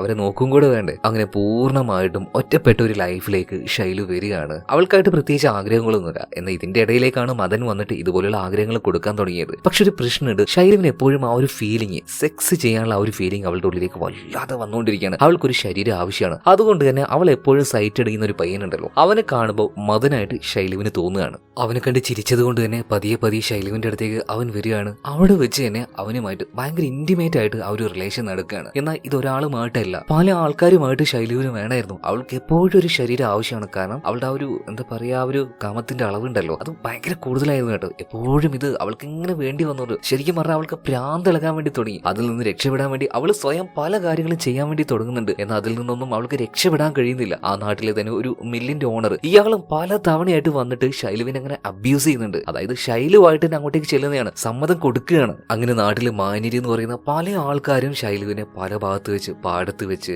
പഴയ ബിൽഡിങ്ങുകളിൽ വെച്ച്, എല്ലാ സ്ഥലത്ത് വെച്ചും അവളുടെ കാര്യങ്ങൾ സാധിച്ചുകൊണ്ടേയിരിക്കുകയാണ്. എന്നിട്ടോ അവസാനം അവൾക്ക് ആ ഒരു പേര് വരികയാണ്. അതായത് ഒരു വൃത്തികെട്ട സ്ത്രീയെ പോലെ എല്ലാവരും ചിത്രീകരിക്കുകയാണ് അവളെ. എന്നാൽ പകൽ ഇവളെ കുറിച്ച് കുറ്റം പറയുന്ന നാറികളെ തന്നെയാണ് രാത്രി അവളുടെ അടുത്തേക്ക് സ്ഥിരമായിട്ട് ചെല്ലാറും. അങ്ങനെ തന്നെ ഒരു ദിവസം എന്തോ ഒരു ഫോട്ടോ എടുക്കാനായിട്ട് ശിവയുടെ ആ ഒരു സ്റ്റുഡിയോയിലേക്ക് അവൾ ചെന്നിട്ടുണ്ട്. എന്നാൽ ശിവയാണെങ്കിൽ നല്ല മാന്യമായിട്ട് തന്നെയാണ് അവളോട് പെരുമാറുന്നത് കേട്ടോ. അവളോട് എന്തോ ചെറിയൊരു പ്രണയം ഉള്ളതുപോലെ. എന്നാൽ തുറന്നു പറയുന്നൊന്നുമില്ല കേട്ടോ. ഈ നാട്ടിൽ തന്നെ അവളോട് കുറച്ച് നല്ല രീതിയിൽ പെരുമാറിയ ഒരാളായിട്ടാണ് ശിവയെ കാണുമ്പോൾ തോന്നുന്നത്. അതുപോലെ തന്നെ ഒരു മില്ലിന്റെ ഓണർ ഉണ്ട് പറഞ്ഞിട്ട് ഇയാൾ ഒരു ദിവസം ഇയാളുടെ കുറച്ച് കൂട്ടുകാരുമായിട്ട് വരികയാണ്. ഇവരുമായിട്ട് അത് ചെയ്യണമെന്ന് പറഞ്ഞിട്ട്. എന്നാൽ ശൈല അതിന് സമ്മതിക്കോ? അതായത് അവളുടെ ഉള്ളിൽ ആ ഒരു പ്രശ്നമാണ്, അതെന്താണെന്ന് കുറച്ച് കഴിയുമ്പോൾ മനസ്സിലാവും. അത് കാരണമാണ് അവളിങ്ങനെ ചെയ്യുന്നത് എന്ന് കരുതി അവളൊരു വേശ്യൊന്നുമല്ല, അവൾ പ്രതികരിക്കുകയാണ് കേട്ടോ. അതിന്റെ ഇടയിൽ ഇയാൾ മുഖത്ത് അറിയാതെ അടിച്ചു പോകുന്നുണ്ട്. ഇപ്പൊ ശൈലുവിനെ പിടിച്ചു വലിച്ച് പുറത്തേക്ക് കൊണ്ടുവന്നിടുകയാണ് ഈ ഒരു മുതലാളി. എന്നിട്ട് പറയാണ്, പന്ന വേശ്യ, എന്റെ കയ്യിൽ നിന്ന് കാശ് മോഷ്ടിക്കാൻ ശ്രമിച്ചു, കള്ളത്തി, തേവിടിച്ചി എന്നെല്ലാം പറഞ്ഞ് എല്ലാവരുടെ മുന്നിലും വെച്ച് അപമാനിച്ചിട്ട് പാവം നമ്മുടെ ശൈലുവിനെ സത്യം പറഞ്ഞാൽ കണ്ട നല്ല സങ്കടമാവും. അവളുടെ ആ ഒരു അവസ്ഥ കാണും. അതുപോലെ തന്നെ പല ഇൻസിഡൻസ് ഉണ്ടാകുന്നുണ്ട്. ഈ ബസ്സിലൊക്കെ പോകുമ്പോൾ ആൺകുട്ടികൾ പതിയെ വന്ന് മേത്തുനിന്ന് ടച്ച് ചെയ്യുമ്പോഴേക്ക് അവൾക്ക് വല്ലാതെ ഫീലിങ്സ് ആണ്, സഹിക്കാൻ കഴിയില്ല. അതുകൊണ്ട് തന്നെ റബ്ബർ ബാൻഡ് കയ്യിൽ വെച്ച് എപ്പോഴും അത് വെച്ച്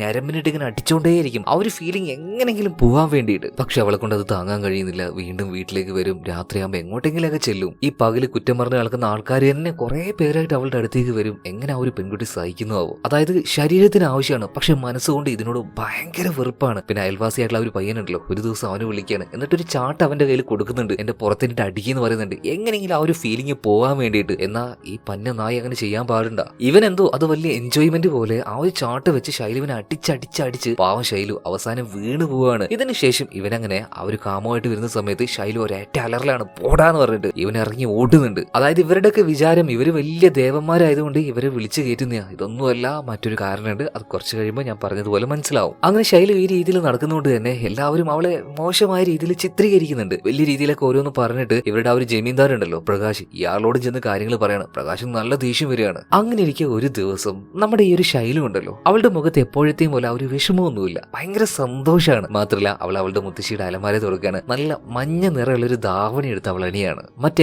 മറ്റേതോ ഒരു നാട്ടിലേക്ക് അവള് പോകാൻ നിൽക്കുകയാണ്. ഇതേ സമയത്ത് തന്നെ കുറച്ച് നാട്ടുകാർ ഇങ്ങോട്ടേക്ക് വരികയാണ്. പഞ്ഞ തേവിടിച്ച് നാട്ടുകാരെ അപമാനിക്കാനായിട്ടുണ്ട ഒരു ജന്മം ഇതും പറഞ്ഞ് നാട്ടുകാരെല്ലാവരും ഉണ്ട് കേട്ടോ. ആ കൂട്ടത്തിൽ ഈ മരിച്ചുപോയ 4 ആൾക്കാര്, നാഗമണി അവളുടെ കൂടെ ഉണ്ടായിരുന്ന ആള്, അതുപോലെ തന്നെ ഫസ്റ്റ് ആ ഒരു കിണറിന്റെ ഭാഗത്ത് വിഷം തീണ്ടി മരിച്ച 2 ആൾക്കാര്, ഇവര് 2 പേരും ഉണ്ട്. അതായത് ഈ 4 പേരിട്ട. പിന്നെ കുറെ നാട്ടുകാരും മാന്യന്മാരും എല്ലാവരും വലിച്ചുകൊണ്ട് പ്രകാശിന്റെ മുന്നിൽ നമ്മുടെ ഈ ഒരു ശൈലുവിനെ നിർത്തുകയാണ്. ഒരു നായിയെ നിലത്തി കെടുത്ത് സംസാരിക്കുന്ന പോലെ ഇവരങ്ങനെ അവളോട് വളരെ മോശമായിട്ട് തന്നെ സംസാരിക്കുകയാണ്. അവളോട് പറയാണ്, ഈ നാടിന് ഈ നാടിൻ്റെതായ ചില മര്യാദകളുണ്ട്, ഇവിടെ ജീവിക്കുമ്പോൾ പാലിക്കേണ്ട ചില മാന്യതകളുണ്ട്. ഇതൊന്നും പാലിക്കാതെ ഈ നാട്ടിലെ എല്ലാവരോടും മോശമായിട്ട് നടക്കുന്ന നിന്നെ പോലേക്കൊരു ജന്തുവിനെ എന്തിനാണ് ഇവിടെ നിർത്തുന്നത്? കുടുംബം, കുട്ടികൾ എന്നൊക്കെ പറഞ്ഞിട്ട് ഒരു വലിയ മഹത്തായിട്ടുള്ള ഒരു സംസ്കാരം തന്നെയുണ്ട്. അതിനെയൊന്നും നോക്കാതെ എല്ലാ രീതിയിലും മോശമായിട്ട് നടക്കുന്ന നിനക്കൊന്നും ഈ നാട്ടിൽ നിൽക്കാൻ അർഹതയില്ലത് ആട്ടിച്ചോടിക്കുന്നു പ്രകാശ് ഇവരോട് പറയാം. എന്നൊന്ന് ആലോചിച്ച് നോക്കണം. ആ കൂട്ടത്തിൽ നിൽക്കുന്ന ആൾക്കാര് എല്ലാം ഭയങ്കര മാന്യരാണ്. പകലാകുമ്പോ ഭയങ്കര മാന്യതയും രാത്രിയാകുമ്പോ കള്ളപ്പരിപാടിയും. ചെയ്യുന്നതിന് പ്രശ്നം അത് ഓരോരുത്തരുടെ ഇഷ്ടങ്ങളാണ്. പക്ഷെ ഇത് ചെയ്തിട്ട് അത് ചെയ്യാൻ പാടില്ല, അതാണ് ഇതാണെന്ന് പറഞ്ഞിട്ട് നടക്കുന്ന ഈ പകൽമാന്യരുണ്ടല്ലോ, ഇറ്റ്സ് വെരി ഡേഞ്ചറസ്. അങ്ങനെയുള്ള ഈ നാറികള് പാവം നമ്മുടെ ശൈലുവിനെ ഒരു നായി അടിച്ചോടിക്കുന്ന പോലെ വലിയൊരു വടിയെടുത്ത് അവളെ പുറത്തിനും തലയ്ക്കും എല്ലാം ഇട്ട് അടിച്ച് ഓടിപ്പിക്കുകയാണ്. സത്യം പറഞ്ഞാൽ ഭയങ്കര വിഷമാകുന്ന ഒരു കാഴ്ച തന്നെയാണ്. ഈ ഒരു സമയത്ത് സ്റ്റുഡിയോയുടെ ഓണറായിട്ടുള്ള ശിവ ഉണ്ടല്ലോ, ഇവനും വരുന്നുണ്ട്. ഇവനും ഭയങ്കര ദയനീയമായിട്ട് അവളെ നോക്കുകയല്ലാതെ വേണ്ട അങ്ങനെയുള്ള ഒരു കാര്യങ്ങളും പറയുന്നില്ല. ഇപ്പൊ ശിവയും ഭയങ്കര ദയനീയമായിട്ട് തന്നെ നമ്മുടെ ശൈലു നോക്കുകയാണ്. ഇവനെങ്കിലും രക്ഷപ്പെടുത്താൻ ഉണ്ടാവുമല്ലോ, ഒരു രക്ഷയില്ല, ഒരാളും തിരിഞ്ഞു നോക്കുന്നില്ല. അവസാനം നാട്ടുകാരെല്ലാവരും കേൾക്കുന്നത് ആ ഒരു വാഴത്തോട്ടുണ്ടല്ലോ, അതിന്റെ നടുവിലായിട്ടുള്ള ആ ഒരു കിണറിൽ ശൈലുവിന്റെ മൃതദേഹമാണ്. അപമാനം താങ്ങാൻ കഴിയാതെ അവൾ ആത്മഹത്യ ചെയ്തായിരിക്കണം. ഇങ്ങനെയൊക്കെയാണ് നാട്ടുകാർ പറയുന്നത്. എന്താ സംഭവിച്ചതെന്ന് അറിയില്ല. എന്തായാലും ഈ സംഭവ സ്ഥലത്തേക്ക് ഡോക്ടറും വരുന്നുണ്ട്. ഡോക്ടറും ഈ ഒരു കാര്യം കാണുകയാണ്. അതുപോലെ ഭയങ്കര മോശപ്പെട്ട രീതിയിലല്ലേ ശൈലു ജീവിച്ചത്, അതുകൊണ്ട് തന്നെ അവളെ ന്യായമായിട്ടുള്ള രീതിയിൽ അടക്കം ചെയ്യൊന്നും വേണ്ട. അവളുടെ ദേഹം ആ ഒരു കിണറിൽ തന്നെ, അല്ലെങ്കിൽ അവിടെ ഉണ്ടായിരുന്ന ഒരു പുഴയുണ്ട്, അവിടെ എവിടെയും കളഞ്ഞേക്കെന്ന് ജമീന്ദാർ പറഞ്ഞിട്ടുണ്ട്. എന്നാൽ ഇതിനുശേഷം ഉഗ്രരൂപിണിയായി മാറിയിട്ടുള്ള ശൈലുവിന്റെ ആത്മാവാണ് ഈ നടന്ന 4 കൊലപാതകത്തിന്റെ പിന്നിലും കാരണക്കാരി. ആ ആത്മാവിനെയാണ് ഞാൻ നേരിട്ട് കണ്ടതെന്ന് ഡോക്ടർ എല്ലാവരോടും പറയുന്നുണ്ട്. കാരണം വാഴത്തോട്ടത്തിൽ വെച്ച് എന്തോ ഒരു ശബ്ദം കേട്ട് ഡോക്ടർ ചെന്ന് നോക്കുമ്പോൾ കാണുന്നത് എന്താണ്, ഉഗ്രരൂപിണിയായിട്ടുള്ള ശൈലുവിനെ തന്നെ, അതും പേടിപ്പെടുത്തുന്ന ഒരു രൂപത്തില്. അങ്ങനെ പിറ്റേ ദിവസം രാവിലെ, അതായത് ഇന്നലെ രാത്രിയാണ് നാട്ടുകാർ മുഴുവനായിട്ട് റോന്ത് ചുറ്റി നടന്ന് ഞാൻ ആ ഒരു വെള്ളത്തിൽ വെച്ച് പിടിച്ചത്. ഇവനാണല്ലോ ചുമരിൽ ഈ കാര്യങ്ങളൊക്കെ എഴുതി വെക്കുന്നത്. പക്ഷെ മരണം നടക്കുന്നത് തീർച്ചയായിട്ടും ഡോക്ടർ പറഞ്ഞതുപോലെ തന്നെ ശൈലുവിന്റെ ആ ഒരു ആത്മാവ് കാരണം കാരണമാണ്. എന്തായാലും സ്റ്റേഷനിലേക്ക് വന്ന എസ് ഐ ഉണ്ടല്ലോ ഞാനിവിടെ കാര്യങ്ങൾ ചോദിക്കുകയാണ്. എന്ന് ഈ പൊട്ടൻ ഒന്നും ചെയ്തിട്ടില്ല. ഇവനുള്ള കാര്യം തുറന്നു പറയാണ്. സാറേ എന്നെ ഒന്നും ചെയ്യരുത്, ഞാൻ അറിയാതെ ചെയ്തു പോയ ഒരു മണ്ടത്തരാണിത്. ഞാൻ ആ ഒരു ഗുരുജിയുടെ പെങ്ങളുമായിട്ട് ഭയങ്കര ഇഷ്ടത്തിലാണ്. എന്നാൽ അയാൾ കല്യാണം കഴിപ്പിച്ചിരുന്നില്ല. അപ്പൊ ഇങ്ങനെ ചുമരില് ഈ സംഭവം ഓൾറെഡി ഉണ്ടല്ലോ, അപ്പോൾ ഞങ്ങളുടെ പേര് അങ്ങ് എഴുതി വെച്ചിട്ടുണ്ടെങ്കിൽ ഞങ്ങൾ എല്ലാവരും കൂടെ കല്യാണം കഴിപ്പിക്കും എന്നാണ് ഞാൻ കരുതിയത്. അബദ്ധം പറ്റിപ്പോയി. ഒരു വല്ലാത്ത മണ്ടൻ ഐഡിയ ആയിപ്പോയി. ഇത് അവിടെ നിന്നും തല്ല് കിട്ടി, ഇനി ഇവിടുന്നും കിട്ടാൻ പോകുന്നു. ഇതേ സമയത്ത് തന്നെ പോസ്റ്റ്മോർട്ടം റിപ്പോർട്ട് വരികയാണ്. എസ് ഐ അത് വായിച്ചു നോക്കാണ്. എന്നിട്ട് ഈ നാനിയെ നോക്കിയിട്ട് പറയാണ്, നീ പോയിക്കോ, നീയല്ല. എനിക്കത് മനസ്സിലായി. ഇതേ സമയത്ത് തന്നെ കോൺസ്റ്റബിൾ പറയാണ്, മാഡം ഇവനല്ലായിരിക്കും, അല്ലെങ്കിൽ വേറെ ആരെങ്കിലും ആയിരിക്കാം, ഒന്നും അറിയില്ല. പക്ഷെ നാട്ടുകാർ പറഞ്ഞു നടക്കുന്നത് ഇതെല്ലാം ചെയ്യുന്നത് മരിച്ചുപോയ ശൈലു എന്ന് പറഞ്ഞൊരു പെൺകുട്ടിയുടെ ആത്മാവാണെന്നാണ്. ഏത് ആത്മാവായാലും ശരി, നാളത്തെ ഒരു ദിവസം കൂടെ ആ ഒരു ആത്മാവിന് ഈ നാട്ടിൽ കൊലപാതകം നടത്താൻ കഴിയുള്ളൂ. അതായത് കൊലപാതകി ആരാണെന്നുള്ള കാര്യം ഈ ഒരു എസ് ഐക്ക് മനസ്സിലായെന്ന് തോന്നുന്നു. അതുകൊണ്ടല്ലേ ഇത്ര കോൺഫിഡന്റ് ആയിട്ട് പറയുന്നത്. അതുപോലെ തന്നെ ചൊവ്വാഴ്ച ആ ദിവസമാണ് കൊലപാതകം നടക്കാൻ വേണ്ടി പോകുന്നത്. അതുകൊണ്ട് തന്നെ തിങ്കളാഴ്ച രാത്രി ആയപ്പോഴേക്കും എല്ലാവരും നല്ല രീതിയിൽ തന്നെ തിരച്ചിൽ ആരംഭിക്കുകയാണ്. രാത്രി മുഴുവനായിട്ട് പരിശോധനയാണ്. അപ്പൊ ഇതിന്റെ ഇടയിൽ നാട്ടുകാരിൽ ഒരുത്തൻ ഒരു രൂപത്തെ കാണുകയാണ്. ഒരു സ്ത്രീയാണോ പുരുഷനാണോ എന്നറിയില്ല. തലയിലും കയ്യിലും എല്ലാം ഒരു തീച്ചട്ടി വെച്ച് അതങ്ങനെ നടക്കുകയാണ്. ഒരു വെളിച്ചത്തില് ആ രൂപത്തിന്റെ മുഖം ഇയാൾ കാണാണ്. പേടിച്ചാരണ്ട് ഓട്ടി ഇയാള് നാട്ടുകാരോട് ഉറക്കനെ വിളിച്ചു പറയുന്നുണ്ട്, ഇത് പ്രേതവും ഭൂതമൊന്നുമല്ല, ദേവിയാണ് ഈ കൊലപാതകങ്ങളൊക്കെ നടത്തുന്നതെന്ന്. സത്യം പറഞ്ഞാൽ ഈ ദേവി എന്ന് പറയുന്നത് മറ്റാരുമല്ല, ആ ഒരു പൂജാരിയുമായിട്ട് സംസാരിച്ച ഒരു സ്ത്രീയെ നിങ്ങൾക്ക് ഓർമ്മയുണ്ടോ? ഈ നാട്ടിൽ എന്താ പൂജാരി എപ്പോഴും ഇങ്ങനെ പ്രശ്നം? അങ്ങനെ പൂജാരി പറഞ്ഞു കൊടുത്ത ഒരു പ്രത്യേകതരം പൂജയാണ് രാത്രിയാകുന്ന സമയത്ത് ഈ സ്ത്രീ ചെയ്യുന്നത്. അതായത് ഈ കൊലപാതകങ്ങൾക്കുമായിട്ട് ഈ സംഭവമായിട്ട് യാതൊരു ബന്ധവും ഈ തീയുമായിട്ട് നടക്കുന്ന ഈ സ്ത്രീക്കില്ല. അതുപോലെ തന്നെ ഇത് എഴുതി വെച്ച ഞാനി കൈയോടെ പൊക്കിയപ്പോൾ അവനും അല്ലാന്ന് മനസ്സിലായി. അപ്പൊ ആരായിരിക്കും ചുമരിൽ ഇത് എഴുതുന്നത്? ഇവിടെയാണ് ടിസ്റ്റ് വെളിവാകുന്നത്. മറ്റാരുമല്ല, നല്ലവനാണെന്ന് നമ്മളെല്ലാവരും കരുതിയ ആ ഒരു ഡോക്ടർ ഉണ്ടല്ലോ, ഇയാള് തന്നെ. അപ്പൊ ഇയാളല്ലേ ആ ഒരു കിണറില് ശൈലുവിന്റെ ആ ഒരു ബോഡി കണ്ടത്, അല്ലെങ്കിൽ ആ ഒരു പ്രേതത്തിനെ കണ്ടെന്ന് പറയുന്നത് നുണയാണ്, പച്ച നുണയാണ്. ഇയാൾ കുറച്ചു നേരം അവിടെ പോയിരിക്കും, വെറുതെ അവിടെ ഇങ്ങനെ ഓരോന്ന് ചെയ്തിട്ട് പിന്നെ നാട്ടുകാരോട് വന്നു പറയും, ഞാൻ ഇതുപോലെ പ്രേതത്തിനെ കണ്ടു എന്ന്. എന്തായാലും നാളെയും ഒരു കൊലപാതകം നടക്കാൻ വേണ്ടി പോകാണല്ലോ. ഇത് എഴുതാൻ വേണ്ടി ഈ ഡോക്ടർ ആ ഒരു ചുമരിന്റെ അടുത്തേക്ക് വന്നപ്പോൾ അവിടെ തന്നെ ഒരാളുണ്ടായിരുന്നു. മറ്റാരുമല്ല, നമ്മുടെ എസ് ഐ. കൈ കൊട്ടുകയാണ്, എടാ ഡോക്ടറെ, നിങ്ങൾ ഇതൊക്കെ ഒപ്പിച്ചിട്ട് ഇങ്ങനെ മുങ്ങി നടക്കുമ്പോൾ ഇത് മനസ്സിലാവുന്നില്ല എന്ന് കരുതിയോ? പോസ്റ്റ്മോർട്ടം റിപ്പോർട്ട് അത് കിട്ടുന്നത് വരെ ഉണ്ടായിരുന്നുള്ളൂ നിങ്ങളുടെ ഈ കളികളൊക്കെ. പോസ്റ്റ്മോർട്ടം റിപ്പോർട്ടിൽ എന്താ എഴുതിയെന്ന് അറിയോ? അനസ്തേഷ്യ, മയക്കുമരുന്ന്. ഇതുകൊണ്ടാണ് ആൾക്കാർ പെട്ടെന്ന് ബോധം കെട്ട് വീഴുന്നതെന്ന്. എന്നിട്ടാണ് കൊലപാതകം നടക്കുന്നത്. അപ്പൊ ഇത് ഉപയോഗിക്കാൻ കഴിയുന്ന ഒരാളെ ഈ നാട്ടിലുള്ളൂ, അത് നിങ്ങൾ തന്നെയല്ലേ ഡോക്ടറെ? പിടിക്കപ്പെട്ടു എന്ന് ഡോക്ടർക്ക് മനസ്സിലായി. അതുകൊണ്ട് തന്നെ ഡോക്ടർ എപ്പോഴും കാണിക്കുന്ന ആ ഒരു പരിപാടി ഇവിടെ ഉപയോഗിക്കുകയാണ്. ഇപ്പൊ ഈ എസ് ഐയെ ബോധം കെടുത്തിയിടുകയാണ്. ഇവിടെ സീനായിട്ടായി അടുത്ത സീനിൽ ശിവയെ കാണിക്കുകയാണ്. അവനങ്ങനെ ബൈക്കിലൂടെ പോയിക്കൊണ്ടിരിക്കുന്ന സമയത്ത് പുല്ലുകൾക്കിടയിലൂടെ എന്തോന്ന് പറയുന്നതായിട്ട് ഇവൻ കാണുകയാണ്. അതായത് ഫോട്ടോഗ്രാഫർ ആയിട്ടുള്ള ശിവ കേട്ടോ. എന്താണെന്ന് ആദ്യം മനസ്സിലായില്ല. പതിയെ ചെറിയൊരു പേടി ഉണ്ടെങ്കിലും നേരെ ഇതിന്റെ ഉള്ളിൽ കയറി ചെല്ലുകയാണ്. ഇതേ സമയത്ത് ശവങ്ങളെല്ലാം കത്തിച്ചു കളയുന്ന ആ ഒരു ശ്മശാന സൂക്ഷിപ്പുകാരുണ്ടല്ലോ, ഇയാൾ തന്നെ മുഖം മൂടിയിട്ട് ഈ പുല്ലുകൾക്കിടയിലായിട്ട് അങ്ങനെ നിൽക്കുകയാണ്. എന്തായാലും ഇതിനിടയിൽ വെച്ചിട്ട് ഈ ഒരു ശിവ അതുപോലെ തന്നെ ആ ഒരു ശ്മശാനത്തിലെ സൂക്ഷിപ്പുകാർ രണ്ടുപേരും തമ്മിൽ ഭയങ്കരമായിട്ടുള്ള ഫൈറ്റ് നടന്നുകൊണ്ടിരിക്കുകയാണ്. ഇതേ സമയത്ത് തന്നെ എസ് ഐയെ നമ്മുടെ ഡോക്ടർ കെട്ടിവെച്ചിരിക്കുകയാണല്ലോ. ഇതൊക്കെ എന്തിനാടാ ചെയ്യുന്നതെന്ന് ചോദിക്കുമ്പോൾ ഇപ്പൊ ഡോക്ടർ ഭയങ്കര സങ്കടത്തിൽ പറയാണ്, എന്റെ ശൈലുവിനെ വേണ്ടി. ഓ, ഞാൻ കേട്ടിട്ടുണ്ട് നീയും അവളുമായിട്ട് എന്തൊക്കെയോ വലിയ പരിപാടിയിലായിരുന്നു എന്ന്. എന്തായാലും അവൾക്ക് വേണ്ടിയിട്ട് എന്തിനാടാ നാട്ടുകാരെ കൊല്ലാൻ നടക്കുന്നത്? അവളുടെ ആ ഒരു സ്വഭാവം കാരണം തന്നെയല്ലേ അവൾ ചെന്ന് ആത്മഹത്യ ചെയ്തത്. അതേ സമയത്ത് ഡോക്ടർക്ക് ഒരു ഇളക്കം, ഒരു കലിപ്പ് വരാണ്ട്. നിങ്ങൾക്കൊക്കെ എന്തറിയാം എന്റെ ശൈലുവിനെ കുറിച്ച്? ഡോക്ടർ ഇങ്ങനെ ആ സമയത്ത് കരയുന്നുണ്ടായിരുന്നു കേട്ടോ. ഇപ്പൊ ഡോക്ടറുടെ ലൈഫിൽ ഉണ്ടായിരുന്ന ആ ഒരു കാര്യങ്ങൾ പറഞ്ഞു കൊടുക്കുകയാണ്. എനിക്കൊരു മകളുണ്ടായിരുന്നു, കല്യാണം കഴിഞ്ഞൊക്കെ പോയതാണ്. പക്ഷെ എന്താണെന്നറിയില്ല, ഒരു ദിവസം അവളെ കാണാതായി, കത്തി മരിച്ചു എന്നൊക്കെ എല്ലാവരും പറയുന്നത്. ഉറപ്പാണ് അവളെ കൊന്നതാണ്. അതിനുശേഷം എനിക്ക് ചിരിക്കാൻ കഴിഞ്ഞിട്ടില്ല. അത്രയും വിഷമമുള്ള ഓരോ ദിവസങ്ങളായിരുന്നു എനിക്ക്. ഒരു ദിവസം രാത്രി ഞാൻ ഇങ്ങോട്ടേക്ക് നടന്നു വരുന്ന സമയത്ത് വഴിയരികിൽ ബോധമില്ലാതെ കിടക്കുന്ന ശൈലുവിനെയാ കണ്ടത്. ഒരുപാട് ആൾക്കാർ അവളെ ഉപയോഗിച്ച് ഒരു ചണ്ടി പോലെ ആക്കിയിട്ട് പോയതാണ്. ആ സമയത്ത് ഞാൻ അവളെ കാണുമ്പോൾ ഒരുപാട് വേദന അവൾ അനുഭവിക്കുന്നുണ്ടായിരുന്നു. ഞാൻ അവളെ കൂട്ടിക്കൊണ്ടുപോയി പരമാവധി പറ്റുന്ന രീതിയിലുള്ള ചികിത്സകൾ നൽകി. എന്നാൽ ആ ഒരു പെൺകുട്ടി എന്നോട് പറഞ്ഞത് അവൾ ആത്മഹത്യ ചെയ്യാൻ പല സമയത്ത് ശ്രമിച്ചു, കഴിഞ്ഞില്ല. അതുകൊണ്ടൊന്ന് കൊന്നു തരുമെന്നാണ്. എനിക്ക് ആ ഒരു കുഞ്ഞിനെ, എന്റെ ശൈലുവിനെ കൊല്ലാൻ തോന്നിയില്ല. ഞാൻ കൂടെ നിർത്തി പരമാവധി അവളെ കൺവിൻസ് ചെയ്യാൻ നോക്കി, സമാധാനിപ്പിക്കാൻ നോക്കി. എന്നിട്ടൊന്നും ഒരു കാര്യം ഉണ്ടായിരുന്നില്ല. ഞാൻ അവളെയും കൂട്ടി ഒരു ഡോക്ടറുടെ അടുത്തേക്ക് ചെന്നു. അങ്ങനെ ഡോക്ടർ അവളെ കൗൺസിൽ ചെയ്തു, ചില ടെസ്റ്റുകൾ ചെയ്തു. അതിലൂടെയാണ് ഡോക്ടർ പല കാര്യങ്ങളും എനിക്ക് പറഞ്ഞു തന്നത്. അതായത് അവൾക്കുള്ളത് ഒരു രോഗമല്ല, ഒരു അവസ്ഥയാണ്, ഹൈപ്പർ സെക്ഷുവൽ ഡിസോർഡർ. അതായത് സ്ത്രീകൾക്ക് കാമത്തിന്റെ സമയത്ത് വേണ്ട ആ ഒരു ഹോർമോൺസ് ഉണ്ടല്ലോ, അതൊരു സ്ത്രീയിൽ ഒരു ലിമിറ്റഡ് എമൗണ്ടിലാണ് ഉണ്ടാവുക. അതായത് 10 സ്ത്രീകളിൽ എത്രത്തോളം ഇത് വേണോ അത്രത്തോളം അത് അവളുടെ ശരീരത്തിലുണ്ട്. ഈ ഒരു അവസ്ഥക്ക് പറയുന്ന പേരാണ് നിംഫോമാനിയ. ഒരിക്കലും ഇവർക്കത് കൺട്രോൾ ചെയ്യാൻ കഴിയില്ല. മനസ്സുകൊണ്ട് താല്പര്യമില്ലെങ്കിലും ശരീരം ഇത് ചോദിച്ചുകൊണ്ടേയിരിക്കും. എന്തുകൊണ്ടാണ് ഹോർമോണിൽ ഈ ഒരു വ്യത്യാസമൊക്കെ വരുന്നതെന്ന് ഈ ഒരു ഡോക്ടർ ചോദിച്ചപ്പോൾ, ചെറിയ പ്രായത്തിൽ അബ്യൂസ് അങ്ങനെയുള്ള കാര്യങ്ങൾ നടന്നിട്ടുണ്ടെങ്കിൽ പെൺകുട്ടികൾക്ക് ഇങ്ങനെ സംഭവിക്കാം, അല്ലെങ്കിൽ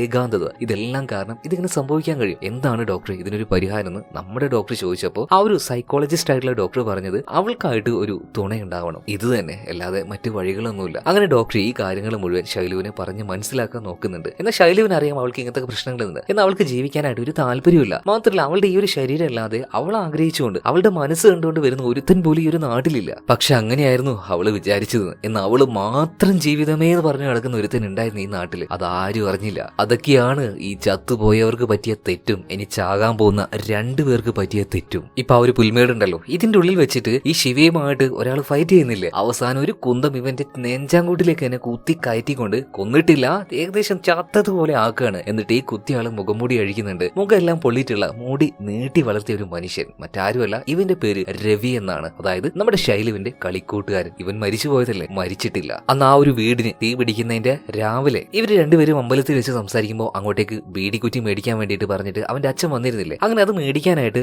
രവി പോയ സമയത്ത് ശൈലുവുമായിട്ട് അവന്റെ അച്ഛൻ തന്നെ അവന്റെ വീട്ടിലേക്ക് ചെന്നിരുന്നു. എന്നാൽ തിരിച്ചു വന്ന് നോക്കുമ്പോൾ അവൻ കാണുന്ന കാഴ്ച എന്താണ്? ശൈലുവിനെ മോശമായ രീതിയിൽ ഉപയോഗിക്കുന്ന അവന്റെ അച്ഛനെ തന്നെ. പേടിച്ചു പോയ ശൈലു ഓടി വന്ന് അവനെ കെട്ടിപ്പിടിക്കുകയാണ്. ചെറിയ പെൺകുട്ടിയാണ്, ആ പ്രായത്തിൽ അവൾക്ക് എന്തറിയാനാ. ഇത് കണ്ട സമയത്ത് നമ്മുടെ രവിക്ക് അത്യാവശ്യം ബോധവും കാര്യങ്ങളൊക്കെ ഉണ്ട്. പിരാന്ത് നിറന്തലയിലേക്ക് കയറുകയാണ്. രാത്രി അവന്റെ ആ ഒരു ദേഷ്യം സഹിക്കാൻ കഴിയാതെ രാത്രി സമയത്ത് തന്നെ അരകല്ലുണ്ടല്ലോ, ഇതെടുത്ത് അവന്റെ അച്ഛന്റെ തല തല്ലി പൊളിച്ചു കളയാണ്. എന്നിട്ട് അവന്റെ വീടിനെ അവൻ തന്നെ തീയിടുകയാണ്. പക്ഷെ ഇതില് അവന്റെ മുഖത്തിന് നന്നായിട്ട് പൊള്ളലേറ്റ് പോയി. അതുകൊണ്ട് തന്നെ അവൻ ഇവിടുന്ന് നാട് വിടുകയാണ്. കാരണം ഇതിനു ശേഷം അവളെ കണ്ട് ഒന്ന് സംസാരിക്കാൻ വേണ്ടി അവന് ധൈര്യമില്ലായിരുന്നു. അങ്ങനെ ഇവരുടെ നാട്ടിന്റെ പുറത്തായിട്ട് ഒരു അമ്പലം ഉണ്ട് എന്ന് പറഞ്ഞില്ലേ, അവിടെ പോയിരിക്കുന്ന സമയത്ത് ഒരു മാസ്ക് അവന്റെ അരികിലേക്ക് പാറി വന്നു. അപ്പൊ അവന് തോന്നുകയാണ് ഈ ഒരു മുഖംമൂടി ഇട്ടുകൊണ്ട് ഈ ഒരു നാട്ടിൽ തന്നെ ജീവിക്കാന്ന്. അങ്ങനെ ശൈലുവിനെ ദൂരെ നിന്നും അവൻ എപ്പോഴും കാണാറുണ്ടായിരുന്നു കേട്ടോ. അവൾ എപ്പോഴും നോക്കാറുണ്ട്. അങ്ങനെ ഒരു ഘട്ടത്തില് അവളുമായിട്ട് സംസാരിക്കാം അല്ലെങ്കിൽ ഒരു ജീവിതം തുടങ്ങാം എന്നൊക്കെ കരുതി പോകുമ്പോഴാണ് മദനുമായിട്ട് നമ്മുടെ ശൈലു റിലേഷനിലാണെന്ന കാര്യം രവി അറിയുന്നത്. അതുകൊണ്ട് തന്നെ രവി വിചാരിക്കാണ് അവൾക്ക് നല്ലൊരു ജീവിതം കിട്ടിയില്ലേ. അവൻ അതിൽ ഭയങ്കര ഹാപ്പി ആയിരുന്നു കേട്ടോ. അതായത് ഒരു സെൽഫിഷ്നെസ് ആയിട്ടുള്ള മൈൻഡ് ആയിരുന്നില്ല രവിക്ക്.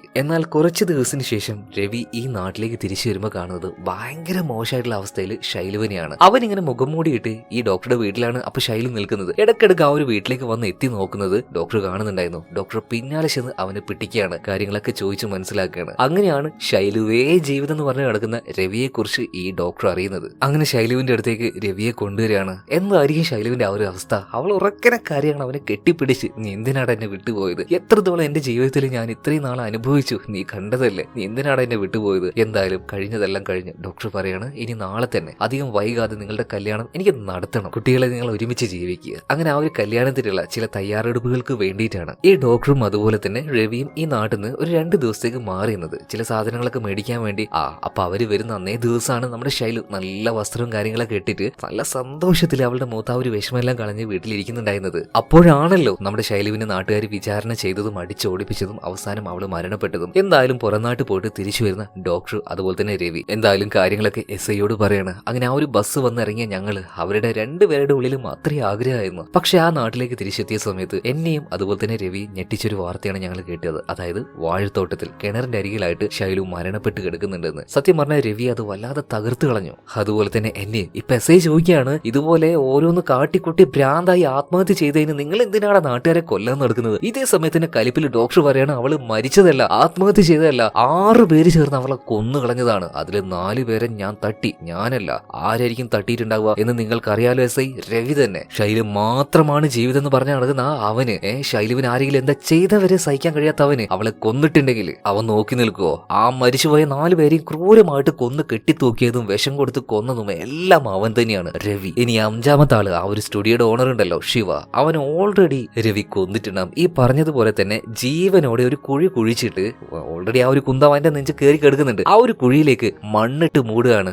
പകുതി ജീവനോടുകൂടി ഇതിന്റെ ഉള്ളിൽ വെച്ച് തന്നെ അവൻ ഇനി പെട്ടഞ്ഞ് ചത്തോളും. അതുപോലെ തന്നെ 6ാമത്തെ ആളാരാണ്? ഈ ഒരു പേരും ഇപ്പൊ ഈ ഒരു ഡോക്ടർ ഈ SIക്ക് പറഞ്ഞു കൊടുക്കുന്നുണ്ട്. ഈ കാര്യങ്ങളെല്ലാം ഈ വീട്ടിന് പുറത്തിരുന്നു കൊണ്ട് തോക്ക് പിടിച്ചിരിക്കുന്ന ഒരാൾ കേൾക്കുന്നുണ്ട്. മറ്റാരുമല്ല, ഈ നാട്ടിന്റെ ജമീന്ദാർ ആയിട്ടുള്ള പ്രകാശ് തന്നെ. ആ പേര് കേട്ടതും പ്രകാശിന് ഹാലെളുകയാണ്. ഒരുമാതിരി പ്രാന്തനെ പോലെ ആവുകയാണ്. നേരെ അവന്റെ വീട്ടിലേക്ക് ചെല്ലുന്നുണ്ട്. അവിടെ ഇപ്പോ അവന്റെ ഭാര്യയായിട്ടുള്ള രാജേശ്വരി ഉണ്ടായിരുന്നു. ഇവന്റെ ഈ ഒരു കോലും കാര്യങ്ങളൊക്കെ കണ്ടിട്ട് രാജേശ്വരി ചോദിക്കുകയാണ്, അടുത്തത് ആരാണ് മരിച്ചത്? ആരെങ്കിലും മരിച്ചോ? എന്നാൽ ആ ഒരു ഭയത്തില് രാജേശ്വരി ദേവി അങ്ങനെ ചോദിക്കുന്ന സമയത്ത് രാജേശ്വരി ദേവിയുടെ കഴുത്ത് പിടിച്ച് ഞെരിച്ചുകൊണ്ട് നേരെ ആ ഒരു കട്ടിലേക്ക് ഈ ഒരു എന്താ പറയാ പ്രകാശ് ഇവനങ്ങ് കെടുത്തുകയാണ്. ഇതേ സമയത്ത് തന്നെ ഇവന്റെ ഈ ഒരു പ്രാന്ത് കണ്ടിട്ട് രാജേശ്വരി ദേവി പറയാണ്, ഇനി നീ എങ്ങാനും ആണോടാ ആ 6ാമത്തെ ആള്? ഇതും പറഞ്ഞ് അവൾ ആ ഒരു കട്ടിലേക്ക് കിടത്തിയ സമയത്തുണ്ടല്ലോ ഈ രാജേശ്വരി ദേവി ഒരു കത്തി ബെഡിന്റെ അടിയിൽ ഒളിപ്പിച്ചു വെച്ചിട്ടുണ്ടായി. ഇത് ഊരിയിട്ട് ഇവളുടെ സ്വന്തം ഭർത്താവ് പ്രകാശിന്റെ വയറിനേക്ക് ഒരേറ്റ കുത്തങ്ങോട്ട് കൊടുക്കുകയാണ്. നീയാള് നോക്കി നിൽക്കുവോ? എങ്ങനെയൊക്കെ ഒരു വിധത്തിൽ ആ ഒരു കത്തി കത്തി ഇതിന്റെ പിടി അങ്ങോട്ട് മാറ്റി പിടിച്ചിട്ട് അവള് എടുത്ത് വലിച്ചെറിയാണ്. സംഭവം എന്താന്ന് മനസ്സിലായോ? ആറാമത്തെ ആള് അത് മറ്റാരുമല്ല, എല്ലാവരും നാട്ടില് ഒരുപാട് ബഹുമാനം കൊടുക്കുന്ന അമ്മ എന്ന് വിളിക്കുന്ന രാജേശ്വരി ദേവി തന്നെയാണ് ആറാമത്തെ ആള്. എന്താ സംഭവിച്ചെന്നല്ലേ, പല ദിവസങ്ങളിലും രാത്രി നമ്മുടെ ശൈലു ഇങ്ങനെ ഇറങ്ങി നടക്കുമല്ലോ, പല ആൾക്കാരും അവളുടെ പിന്നാലെ അങ്ങനെ വരും. ചില സമയത്തൊക്കെ അവളുടെ ശരീരത്തിന് ആവശ്യമായിട്ട് വരുമെങ്കിലും അവളുടെ മനസ്സിനകത്ത് വല്ലാത്ത പേടിയായിരുന്നു. അങ്ങനെ പല രാത്രികളിലും ഇങ്ങനെ ഇറങ്ങി നടക്കുമ്പോൾ എവിടെയെങ്കിലൊക്കെ കയറി ഓടിച്ചെന്ന് ഒളിച്ചിരിക്കും. അങ്ങനെ ഒരു ദിവസം വെളിച്ചം കണ്ട ഒരു ഭാഗത്തേക്ക് അവൾ ഓടിച്ചെന്ന് ഒളിച്ചിരിക്കുമ്പോൾ കാണാൻ പാടില്ലാത്ത ഒരു കാഴ്ച അവൾ നേരിട്ട് കണ്ടു. മറ്റൊന്നുമല്ല, രാജേശ്വരി ദേവി അതുപോലെ തന്നെ ഈ നാട്ടിലെ സ്റ്റുഡിയോ ഓണർ ആയിട്ടുള്ള ശിവ, ഇവര് രണ്ടുപേരും തമ്മിലുള്ള ഒരു രഹസ്യമായിട്ടുള്ള ബന്ധം. അതെ, അവർക്ക് ആ ഒരു മാന്യതയും കാര്യങ്ങളൊക്കെ ഒരു പുകമറ മാത്രമാണ്. മനസ്സുകൊണ്ട് അത്രയും വൃത്തികെട്ടവളായിട്ടുള്ള സ്ത്രീയായിരുന്നു ഈ രാജേശ്വരി ദേവി. എന്നാൽ അവരുടെ ആ ഒരു രഹസ്യം കാര്യങ്ങളൊക്കെ ഇപ്പൊ ശൈലു കണ്ടുവല്ലോ, അതുകൊണ്ട് അവളെ വെറുതെ വിടാൻ പാടില്ല. അതുകൊണ്ട് തന്നെ ഈ ദേവിയുടെ കുറച്ച് ആൾക്കാരുണ്ട്. ഒന്ന് ഈ ഒരു ശിവ, പിന്നെ മറ്റുള്ള ആ ഒരു 4 പേര്, നാഗമണി, പിന്നെ മരിച്ചുപോയിട്ടുള്ള ആ ഒരു ബാക്കിയുള്ള 3 പേരുണ്ടല്ലോ. ഇവരാണ് ഈ ഒരു ടീമായിട്ട് ഇവിടെ നടക്കുന്ന ഓരോ പരിപാടികൾ ഒപ്പിച്ചു വെക്കുന്നത്. അപ്പൊ എല്ലാവർക്കും അങ്ങോട്ടും ഇങ്ങോട്ടും നന്നായിട്ട് അറിയാം. ഇതേ സമയത്ത് തന്നെ നാഗമണി പറയുന്നുണ്ട്, ദേവിയെ നിങ്ങൾ പേടിക്കേണ്ട ആവശ്യമൊന്നുമില്ല, അവള് പോയിട്ട് ആരോടെങ്കിലും പറഞ്ഞിട്ടുണ്ടെങ്കിൽ ആരും ഇത് വിശ്വസിക്കാൻ പോകുന്നില്ല. പക്ഷെ രാജേശ്വരി ആണെങ്കിൽ ഭയങ്കര ദേഷ്യത്തിലായിരുന്നു. വേണ്ട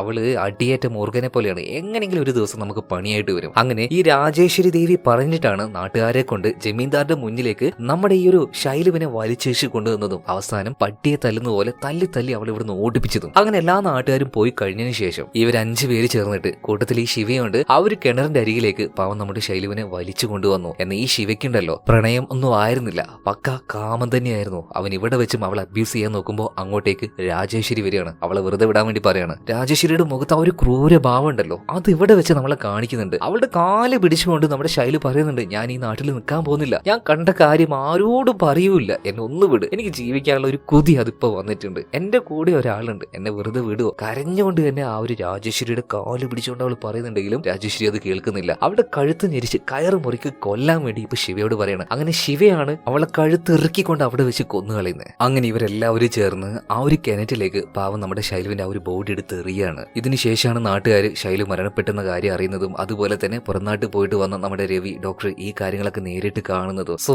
അവിടെ വെച്ച് അലറി കരഞ്ഞ രവി എങ്ങനെയൊക്കെയോ ഈ കൊന്ന ആൾക്കാർ ആരാണെന്ന് മനസ്സിലാക്കി.